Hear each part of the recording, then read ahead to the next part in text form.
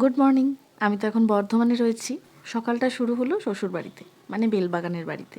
মা দারুণ গরম গরম ঘুগনি বানিয়েছে, সেইটা দিয়ে আমরা খেলাম মুড়ি আর সঙ্গে চা বিস্কিট। এখানে এলে তো এমন সময় ঘুম থেকে উঠি যে আগে চা খেয়ে কিছুক্ষণ পর জলখাবার খাবো, এমন পরিস্থিতি আর থাকে না। তাই ওই সব একসাথে নিয়েই বসে পড়েছি। এখানে থাকলে রনকে জলখাবারে গরম ভাত, ঘি, ডিম সেদ্ধই খাইয়ে দিই। আমরা যখন ঘুম থেকে উঠি মায়ের ভাত হয়ে যায়। কালকেও সারা রাত এসেছে, ঘুমায়নি ঠিক করে, আজকে দেরি করে উঠেছে, তাই সঙ্গে সঙ্গে ওকে স্নান করিয়ে খাইয়ে দিয়েছি। গতকালের ভিডিওতে তো দেখলেই মা বলল যে আজ দুপুরে আমাদের সাথেই খাবি, স্পেশাল কিছু রান্নাবান্না মা করেছে। আর মহারানী আজকে আগে আগেই খেতে এসে গেছে, কারণ ভালো রান্নার গন্ধ টন্ধ পেলে ওরা বুঝতে পারে। দাদু দিদার খাওয়া হয়ে গেছে, তাই ওকেও খেতে দিয়ে দিয়েছে। এবারে আমরা সবাই খাবো। দীপ গেছে স্নান করতে, সকালে তখন রনকে স্নান করিয়ে আমিও করে নিয়েছি। আর দীপ বলল যে চল ওই বাড়ি গিয়ে একেবারে স্নান করে খেতে বসবো। আজকে শনিবার, মায়ের হাফ ছুটি।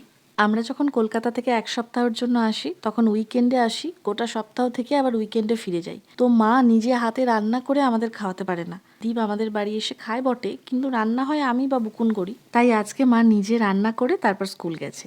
এই বাড়িতে আসার সাথে সাথেই রনর শুরু হয়ে যায় শুভম দাদার বাড়ি যাব, শুভম দাদাকে চাই। তো ও যেহেতু ভাত খেয়ে এসেছে, এখন খুব একটা খিদে নেই বলে ওকে শুভমের বাড়ি দিয়ে এলাম। আমাদের বাড়ির আম গাছে ভরা মুকুল এসেছে, এর মানেই সামনে আসছে সেই ভয়ঙ্কর গরমকাল। ভাবলেই আমার বুকটা কেঁপে ওঠে। এখান থেকে এখানে জুস ভরা আছে, এখান থেকে গিয়ে এখানে এখানে জুসগুলো থাকছে, এখান থেকে আসে। তুই জুসটা খাচ্ছিস?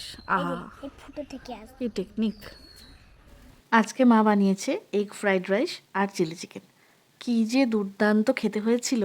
অনেক দিন মায়ের হাতের এই খাবারগুলো খাইনি, খুব মিস করতাম। ওই একটাই সমস্যা, আমরা যেহেতু উইকেন্ডে থাকি না সেইভাবে, তাই উইকডেজে মায়ের আর সময় হয় না স্কুল থেকে এসে এইসব করার। তবুও তার মধ্যে মা চেষ্টা করে এটা ওটা টুকটাক করে খাওয়ানোর। আমাদের খাওয়া দেখে ওরও খিদে পেয়ে গেছে, ওকে অল্প একটু রাইস দেওয়া হলো। এখানে দেখো, শাশুড়ি আর জামাই মিলে মন দিয়ে কিছু একটা দেখছে আর গভীর একটা আলোচনা করছে। তবে এখন আমার দারুণ একটা ঘুম পাচ্ছে, মনে হচ্ছে এই কম্বলগুলো জড়িয়ে ঘুমাই। এরপরে দীপ বেরোলো ওর কাজে, আর আমরা সত্যি করেই একটা ঘুম দিলাম। রনু আর শুভম তো সারাটা দুপুর খেললো, তারপরে বিকেলে এসে বললো আমাদের খিদে পেয়ে গেছে। ওদেরকে আবার একটু নুডলস আর ডিম সিদ্ধ করে দিলাম। বোন এখনও কম্বলের তলা থেকে বেরোতে পারেনি, আজকে আর রাত্রির ওর ঘুম আসবে না। সন্ধেবেলাটা সবাই মিলে বেশ গল্প করে কাটালাম। তারপরে এবার বাড়ি যাওয়ার পালা। নিয়মমাফিক 2 সপ্তাহ অন্তর বাড়ি ফিরি, সেটা তো ওরা জানে, কিন্তু হঠাৎ করে যখন চলে আসি সেইটাতে যে আনন্দ তা কোনো কিছুতেই মাপা যায় না। এই বাড়িতে এসে দেখলাম মা 3 রকম পিঠে বানিয়েছে, প্রত্যেকটাই দুর্দান্ত স্বাদ, সেটা আর বলার দরকার নেই। চলো আজকের মতো গুড নাইট, দেখা হচ্ছে পরের ব্লগে।